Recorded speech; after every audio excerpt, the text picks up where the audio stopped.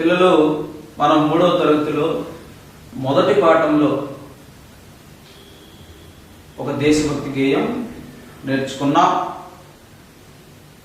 తల్లి భారతి వందనం మీ ఇల్లే మా నందనమని మనం నేర్చుకున్నాం. చక్కగా ఆ గేయం మీరు రాగయుక్తంగా చక్కగా పాడారు. అందరూ పాడగలుగుతారు కదా? వచ్చిందా? ఇప్పుడు 2వ పాఠంగా ఒక చక్కటి కథను మనం నేర్చుకుందాం. కథల గురించి తెలుసుకుందాం. తెలుసుకోబోయే ముందు ఒక చిన్న కథ చెబుతాం. దాన్ని మీరు జాగ్రత్తగా వినండి. అందులో నీతి ఏమిటి నాకు చెప్పాలి. అందులో ఏం తెలుసుకోవాలి? ఒక అడవిలో ఒక కుందేలు ఉంది. చిన్నది చూసి అడవికి రాజు సింహం, మృగరాజు. ఆ మృగరాజు అడవిలో ఉన్న జంతువులన్నింటినీ తినేస్తుంది. కనబడిన జంతువుని తినేస్తుంది. మరి ఆ జంతువులన్నీ సమావేశమయ్యి ఏమిటి మన పరిస్థితి? ఈ అడవిలో మనం ఉండగలుగుతామా? ఏనుగు, జింక, నక్క, ఎలుగుబంటి ఇవన్నీ సమావేశం. ఎట్లా మన పరిస్థితి? ఈ సింహం బారిని మనం ఎలా తప్పించుకోవాలి? కుందేలు కూడా ఆ సమావేశం మీటింగ్కి వచ్చి కుందేలు అన్నది, నేను సింహం సంగతి చూస్తా. నేను ఈ సింహం బారి నుండి మిమ్మల్ని అందరినీ కాపాడతాను. అన్ని ఆశ్చర్యపోయాయి. ఏమిటి నువ్వు కాపాడదు? నువ్వు ఉన్నది ఇంత, సింహం అడవికే రాజు.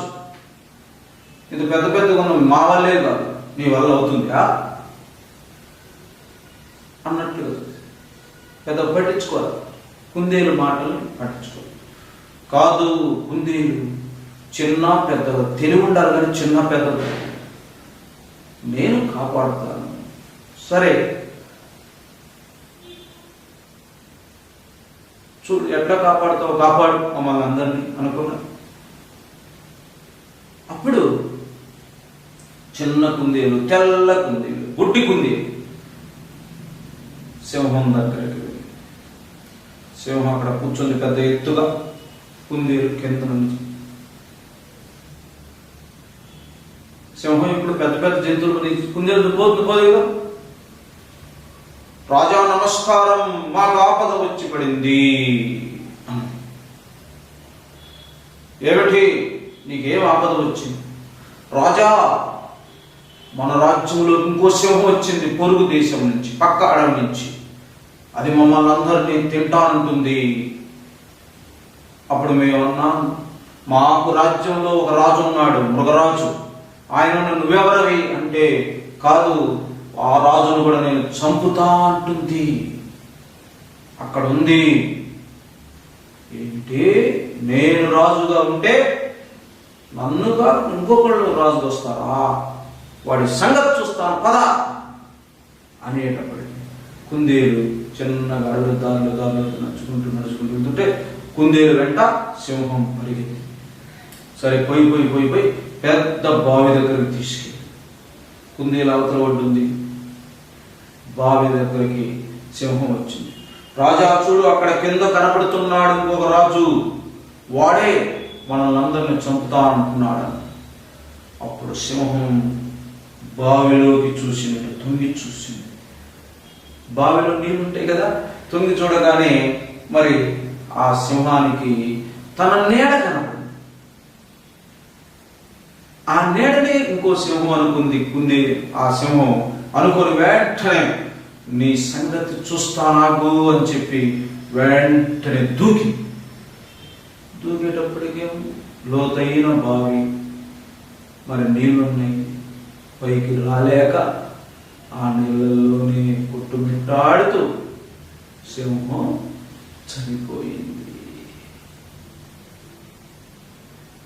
ఇందులో ఏమర్థమైంది మీకు? తెలివి కనుక ఉంటే తెలివితో దేన్నైనా సాధించవచ్చు. అంటే తెలివికి చిన్న పెద్ద అని లేదు. చిన్న కుందేలు పెద్ద సింహం. అట్లాగనే ఒక చిన్న అమ్మాయి ఒక గొప్ప సమస్యను పరిష్కరించి దేశంలోనే పేరు పొందిన అమ్మాయిగా పేరు. ఆ కథే మన రెండవ పాఠం, తెలివైన అమ్మాయి. చక్కటి కథ. మీలో కూడా ఇట్లాంటి తెలివైన అమ్మాయిలు ఉంటారు. తెలివైన అమ్మాయి. ఆ అమ్మాయి ఏం చేసిందో మనం చూద్దాం. అంటే తెలివితో ఎంతటి సమస్యను పరిష్కరించవచ్చు, తెలివితో బుద్ధిబలంతో మనం విజయం సాధించవచ్చు అని మనకి కథ చూద్దాం. మరి 7వ పాఠంలో ఉన్నటువంటి కథని నేను 7వ పేజీలో జాగ్రత్తగా వినాలి. ఈ కథ జాగ్రత్తగా వింటే కానీ మీకు అర్థం కాదు. వాక్యం శ్రద్ధ. అనగనగా ఒక రాజు రాజ్యాన్ని చక్కగా పాలిస్తున్నాడు.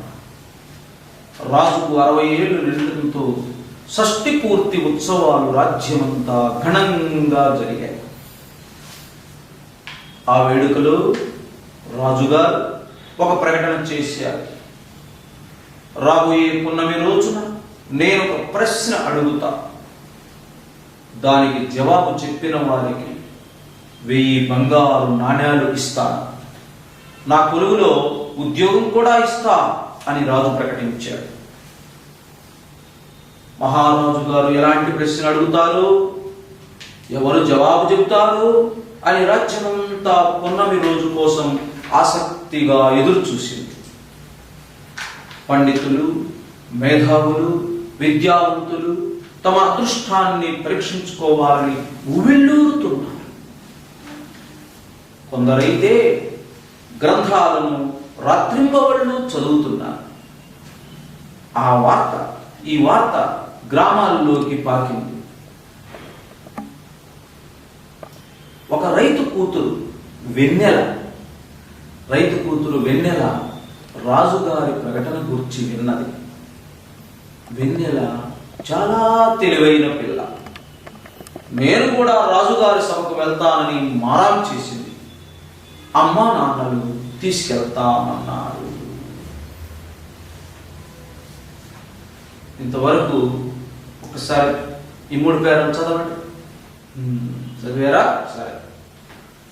అనగనక ఎవరున్నారంట? ఒక రాజు. రాజ్యాన్ని ఎలా పరిపాలిస్తున్నాడు? చక్కగా. రాజుగారికి ఎన్ని ఏళ్ళు ఉండాయి? 60 ఏళ్ళు. ఏళ్ళంటే సంవత్సరాలు. షష్ఠి పూర్తి ఉత్సవాలు. షష్ఠి పూర్తి అంటే ఎప్పుడంటే 60 సంవత్సరాలు.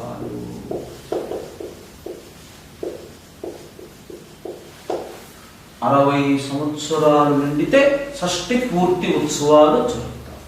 మళ్ళా చూడండి, ఈ షష్ఠి వేరు, ఇది అల్పప్రాణం. ఈ షష్ఠి అంటే తిథుల్లో 6వ తిథి. షష్ఠి అంటే 6. ఇది రాయకూడదు, టీ రాయాలి. టమాటాలో టా రాయాలి. కంఠంలో టా రాస్తే 6 రోజులు. ఇక్కడ రాస్తే 60 సంవత్సరాలు. 60 సంవత్సరాలు చక్కగా ఘనంగా జరిగాయి. ఎట్లా జరిగాయి ఉత్సవాలు? ఘనంగా అంటే గొప్పగా. అంటే రాజ్యం అంతా నగరం అంతా పందిళ్ళు వేసారు. ఉత్సవాలు కార్యక్రమాలు అన్ని బాగా జరిగాయి. సరే, రాజుగారు ఆ సందర్భంగా వేడుకలో ఒక ప్రకటన చేశారు. రాబోయే పున్నమి రోజున, పున్నమి అంటే పౌర్ణమి, చంద్రుడు నిండుగా, ఆ రోజు తెల్లగా ఉంటుంది. ఆ రోజు నేను ఒక ప్రశ్న అడుగుతాను. ఆ ప్రశ్నకు సమాధానం చెప్పిన వాళ్ళకి ఎన్ని బహుమానం ఇస్తాడు? ఎంత ఇస్తాడు? 1000 బంగారు నాణాలు ఇస్తాను. అంతేకాదు, నా కొలువులో ఉద్యోగం. కొలువు అంటే ఆయన సభలో, ఆయన అంతఃపురములో ఉద్యోగం కూడా ఇస్తా అన్నాడు.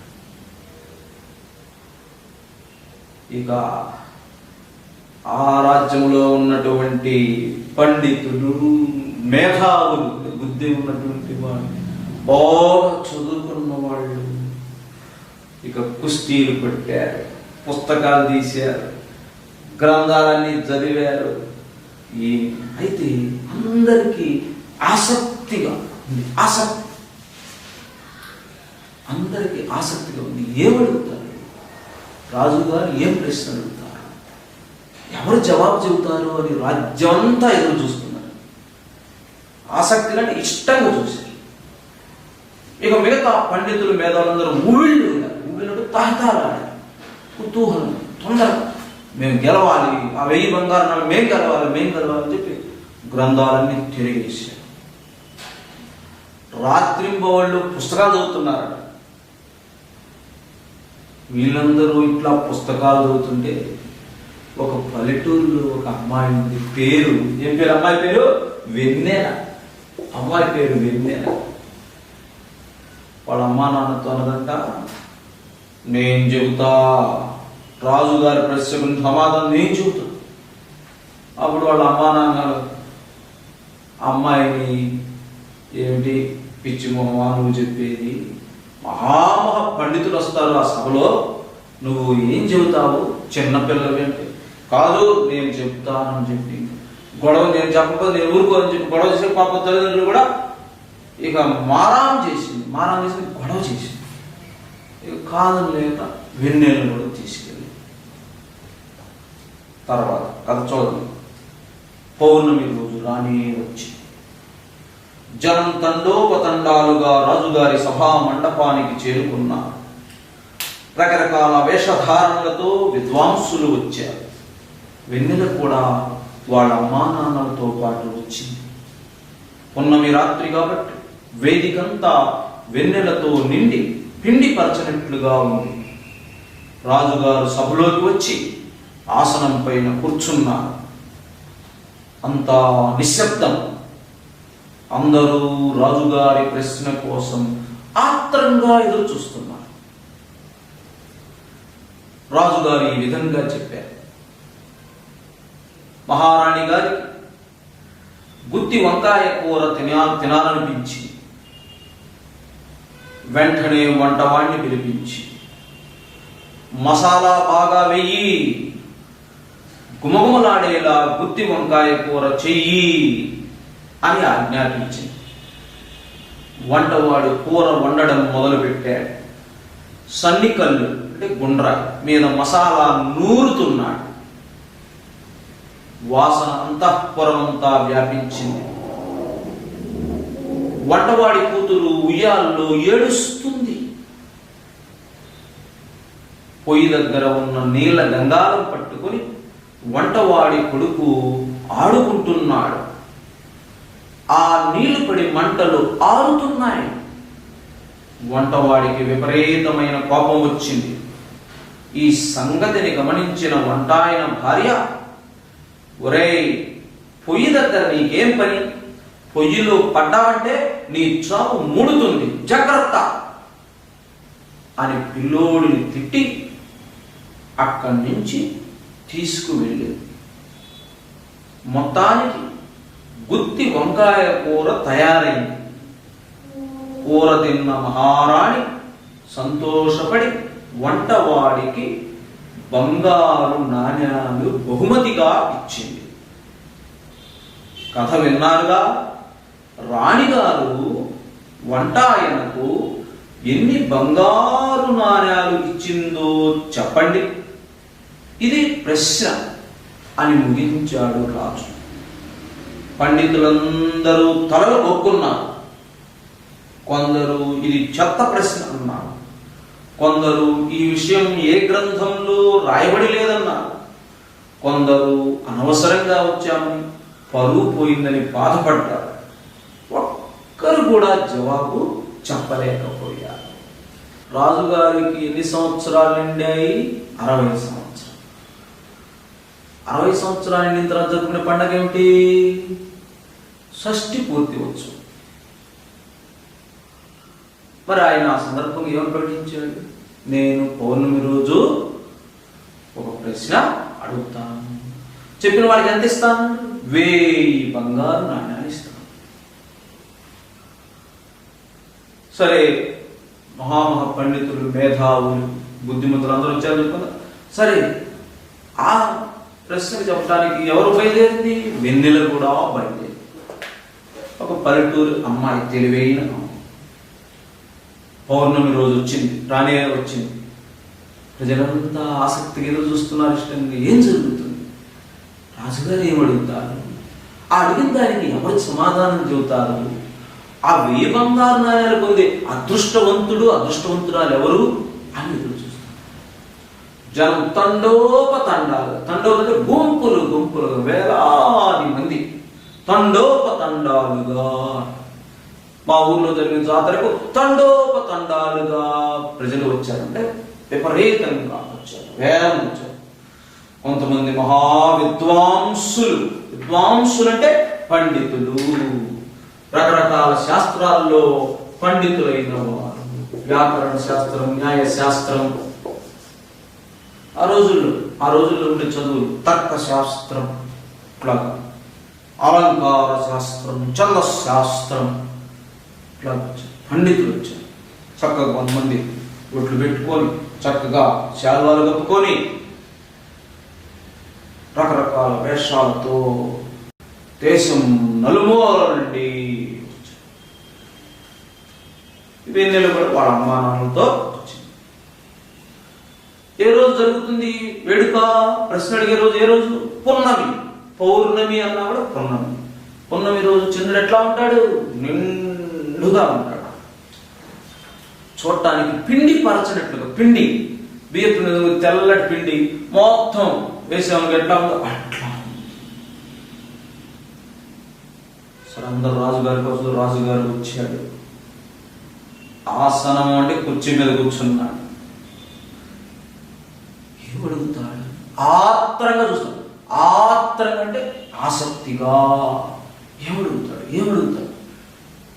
మనకి ఇంగ్లీష్ టెన్షన్ అంటారు, అట్లా చూస్తున్నారు అందరూ. అసలు ఏమడుగుతాడు?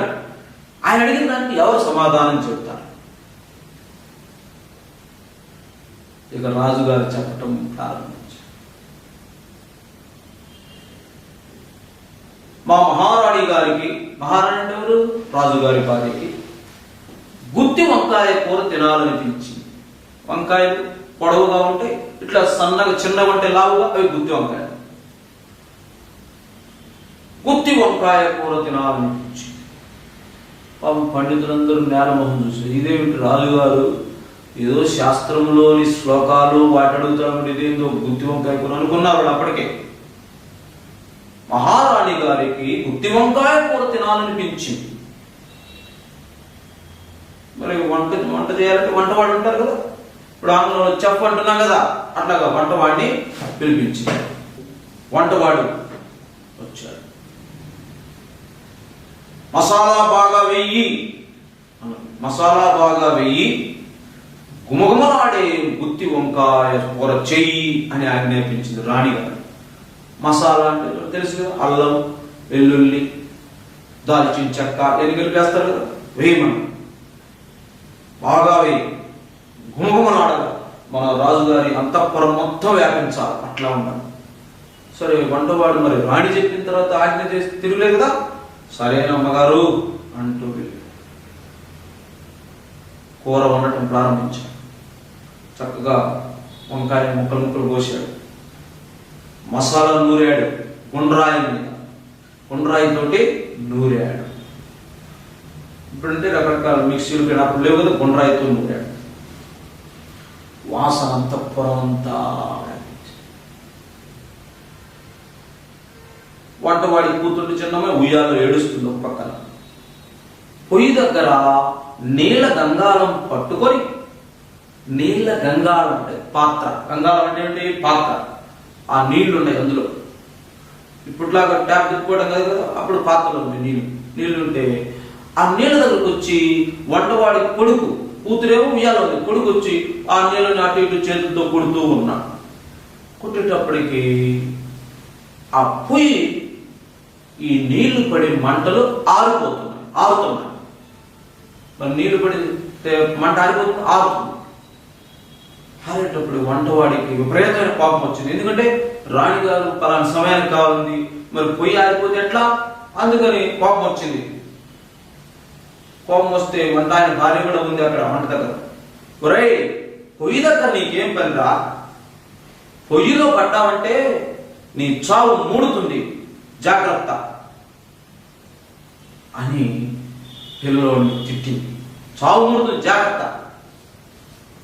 కొడుకేమో ఆడుకుంటుంటే చావు అవుతుంది. మరి ఇంకొకళ్ళు ఎవరు, అమ్మాయేమో ఉయ్యాల్లో ఏడుస్తుంది. అక్కడి నుంచి తీసుకెళ్ళి పిల్లవాడిని గట్టిగా లాక్కొని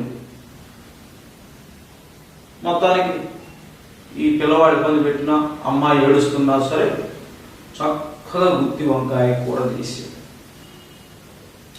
కూర తయారైంది, గుమగుమలాడుతుంది. కూర తిన్నటువంటి మహారాణి సంతోషపడి ఆ వంటవాడికి బంగారు నాణ్యాలు బహుమతిగా ఇచ్చింది. బంగారు నాణ్యాలు బహుమతిగా ఇచ్చింది. ఇంతవరకు చెప్పాడు రాజు. చెప్పి కథ విన్నారు కదా ఓ ప్రజలారా, అందరు విన్నారు కదా, పండితులారా, మేధావులారా, ప్రజలారా విన్నారు కదా కథ. మా రాణిగారి గుత్తి వంకాయ కూర కథ విన్నారు కదా. ఇప్పుడు ప్రశ్న అడుగుతున్నాను, చెప్పండి. ఏమిటంటే, ఎన్ని బంగారు నాణ్యాలు ఇచ్చింది మా రాణిగారు? వంటవాడికి ఎన్ని బంగారు నాణ్యాలు ఇచ్చింది? ఇది చెప్పండి అని ముగించాడు. కథ ముగించాడు. కథను ఆపేశాడు. పూర్తయింది. అప్పుడు పండితులందరూ, రకరకాల వేషాలలో వచ్చిన పండితులందరూ కొన్ని రోజుల నుంచి పుస్తకాలు తిరగేసి శ్లోకాలన్నీ చూసినప్పుడు పండితులందరూ తల గోపుకున్నారు. అర్థం కాదు. ఇంత మేధావులు మమ్మల్ని పిలిపించి చిన్న కథ చెప్పి ఒక చెత్త ప్రశ్న వేస్తారా? ఇది మమ్మల్ని అవమానించడానికి పిలిపించారని కొంతమంది పండితులను అనుకొని అక్కడి నుంచి రాజుగారు ఇంత అవమానపరుస్తారా, మా తెలివితేటల్ని ఈ రకంగా అవమానపరుస్తారా అని చెప్పి పాపంతో కొంతమంది వెళ్ళిపోయారు. కొంతమంది నించున్నారు.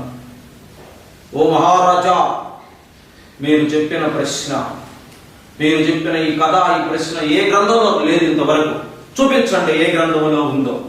పలాని గ్రంథం చెప్పండి, మేము అన్ని గ్రంథాలు చదివిన వాళ్ళం. ఇంకొంతమంది అయ్యో అనవసరం ఇక్కడికి వచ్చాము, మన బరువు పోయిందని బాధపడ్డారు. ఒక్కరు కూడా ఏ పండితులు, ఓ మేధావి ఎవరు, పెద్దవాళ్ళు ఎవరు సమాధానం చెప్పలేకపోయారు, జవాబు చెప్పలేకపోయారు. అప్పుడు ప్రజలందరూ కూడా ఆసక్తి చూస్తున్నారు. ఇదేమిటి, మన దేశంలో ఇంతమంది పండితులు, మేధావులు, శాస్త్రవేత్తలు ఉంటే ఒక్కడు కూడా ఈ సమాధానం చెప్పలేరా? ఆశ్చర్యపోయారు.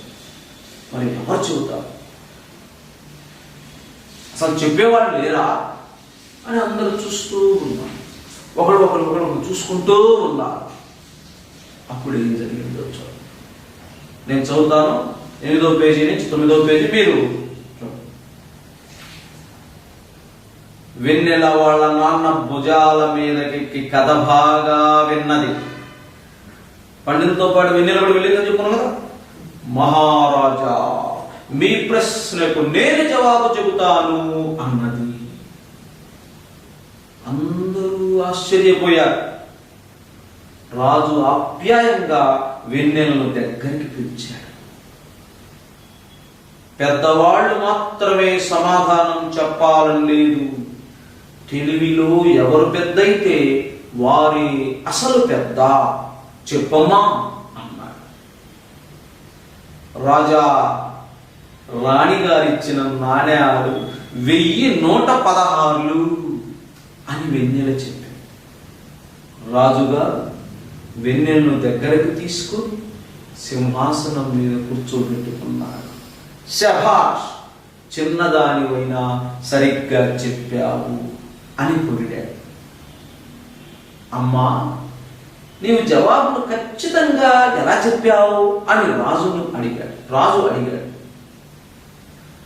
మహారాజా, జవాబు మీ కథలోనే ఉంది. మసాలా 1000లో 1000 ఉంది, 100 తున్నాడులో 100 ఉంది, 7 స్తుందిలో 7 ఉంది, 6 తున్నాయిలో 6, 3 తుందులో 3 ఉన్నాయి. మొత్తం కలిపితే 1116 కదూ అని ముద్దుగా వెన్నెల చెప్పింది. ఈ జవాబుతో రాజుతో పాటు రాణి కూడా ఆశ్చర్యపోయింది. జనం చప్పట్లతో ఆ ప్రాంతమంతా మారుమోగింది. వెన్నెలను, వాళ్ళ అమ్మా నాన్నలను అందరూ పొగడ్తల వర్షంలో ముంచెత్తారు. రాజుగారి బహుమానం వెన్నెలకు దక్కింది. ఈ కొంచెం కథ చదవండి ఒక్క నిమిషం.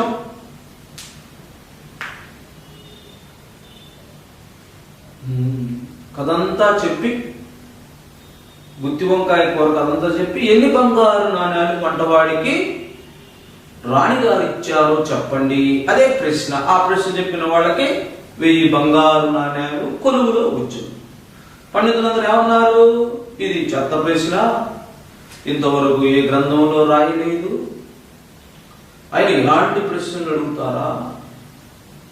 మమ్మల్ని అవమానించడానికి, మా పరువు పోగొట్టడానికి ఇంతమంది ముందు అని తిట్టుకుంటూ వెళ్ళిపోయారు. ఎవరు సమాధానం చెప్పలేకపోయారు. కొంతమంది తలలు గోక్కున్నారు అర్థం కాక, చాలాసేపు ఆలోచించి. అప్పుడు నాన్న భుజాల మీద ఎక్కి కథ బాగా విన్నటువంటి వెన్నెల లేచి, నేను చెప్తాను రాజుగారు. మహారాజా, మీ ప్రశ్నకు నేను జవాబు చెబుతా. అందరూ ఆశ్చర్యపోయారు. ఇదేమిటి, ఇంత మహామహులే చెప్పలేని ప్రశ్న అంట ఈ అమ్మాయి, చిన్న అమ్మాయి చెబుతుందట. అది నిజమా, ఏదో చిన్నపిల్లలాగా చెబుతుందా అని ఆశ్చర్యపోతున్నారు అందరూ. చూద్దాం ఏం చెబుతుంది. అప్పుడు రాజుగారు వెన్నెల్ని దగ్గరికి తీసుకొని, అమ్మా, పెద్దవాళ్లే చెప్పాలని లేదమ్మా, తెలివికి పెద్ద చిన్న లేదు. తెలివిలో ఎవరు పెద్ద అయితే వాళ్ళు చెప్పవచ్చు, చెప్పమ్మా. ఎవరికి తెలివి ఎక్కుంటే వాళ్ళే పెద్ద, చెప్పమ్మా సమాధానం. రాణిగారు వంటవాడికి ఎన్ని నాణ్యాలు ఇచ్చింది? రాజుగారు, రాణిగారు వంటవాడికి ఇచ్చిన నాణ్యాలు 1116. ఎన్ని ఇచ్చింది? 1116 బంగారు నాణ్యాలు మహారాణి గారు ఇచ్చింది అని చెప్పేటప్పటికీ రాజుగారు ఆశ్చర్యపోయాడు. వెన్నెలను దగ్గర తీసుకున్నాడు, సింహాసనం మీద కూర్చోబెట్టుకున్నాడు, తన దగ్గర మీద కూర్చోబెట్టుకున్నాడు. షహబాష్, చిన్నదానివైనా సరిగ్గా చెప్పాడు. సరేనమ్మా వెన్నెల, ఎట్లా చెప్పగలిగా? నువ్వు 1116 ఎట్లా నువ్వు కనిపెట్టే? మరి వీళ్ళందరూ కనిపెట్టలేకపోయారు, నువ్వు ఎట్లా కనిపెట్టావు? చెప్పమ్మా వెన్నెల అని ప్రేమగా ఆప్యాయంగా దగ్గర తీసుకొని అడిగాడు. అప్పుడు వెన్నెల చాలా అద్భుతంగా చెప్పింది, మహారాజా, దీనికి జవాబు ఎక్కడో లేదు, మీరు చెప్పిన కథలోనే ఉంది, ఇంకెక్కడో లేదు. వాళ్ళందరూ కథ శ్రద్ధగా వినలేదు, నేను శ్రద్ధగా కథ విన్నాను, అందుకని నేను సమాధానం చెప్పాను. ఏమిటంటే, రాణిగారు గుత్తి వంకాయ కూర చేసేవాడు మసాలా 1000, మసాలా 1000. అప్పుడు అందులో 1000 వచ్చింది కదా, అది 1000. గుండ్రాయి మీద నూరుతున్నాడు, వంటవాడు మసాలా నూరాడు కదా, నూరుతున్నాడు.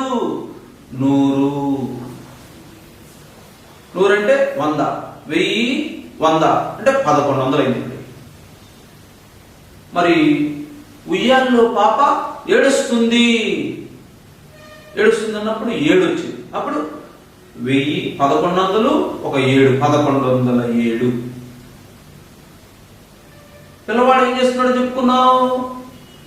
ఆ నీటి గంగాలో ఆడుకుంటున్నాడు. ఆడటం వల్ల మంట ఏమవుతుంది? మంట ఆరుతుంది. ఆరుతున్నాయిలో 6 వచ్చింది. అప్పుడు 1107, 6, 1113. ఇక అప్పుడు వాళ్ళమ్మ అన్నది, నువ్వు గనక పొయ్యిలో పడ్డావంటే నీ చావు మూడుతుంది. 1113, 3 కలిపితే ఎంత మొత్తం? 1116. మొత్తం కలిపితే రాజా 1116 కదా అని ముద్దుగా వెన్నెల చెప్పింది. ఈ జవాబు రాజుతో పాటు రాణి కూడా ఆశ్చర్యపోయింది. ఇంత చిన్న అమ్మాయికి ఇంత చిన్న వయసులో ఇన్ని తెలివితేట ఎక్కడి నుంచి వచ్చాయని చెప్పి ఆశ్చర్యపోయారు. ఇక జనం, ఎందుకంటే ఆత్రం ఎదురు చూస్తున్నారు. ఎవరు చెబుతారు? పెద్ద పెద్ద మేధావులు చెబుతారా? పని చదువుతుంటే తీరా చెప్పింది ఎవరు? ఒక చిన్న అమ్మాయి, మారుమూల పల్లెటూరు నుంచి వచ్చినటువంటి ఒక అమ్మాయి ఇంతమందిని కాదని సమాధానం చెప్పేటప్పటికి జవాబు ఆశ్చర్యపోయారు. చప్పట్లతో మారుమోగిపోయింది కొంచెం సేపు ఆ సభంతా. అప్పుడు వెన్నెలను వాళ్ళ అమ్మను అందరూ పొగడ్తల వర్షంలో ముంచెత్తారు. మంచి అమ్మాయిని కన్నారు, మీ అమ్మాయి మహా తెలివిగల అమ్మాయిని వాళ్ళ అమ్మ నాన్నని పొగిడేటప్పటికి అప్పుడు రాజుగారు ఇస్తాన్న 1000 నోట 1000 బంగారు నాణ్యాల బహుమతి వెన్నెలకు దక్కింది. పెద్ద అయిన తర్వాత కులులో ఉద్యోగం వచ్చింది. దాంతో పాటు ఊరు కాకుండా దేశమంతా వెన్నెలను పొగిడారు, అమ్మా నాన్నలు కూడా పొగిడారు.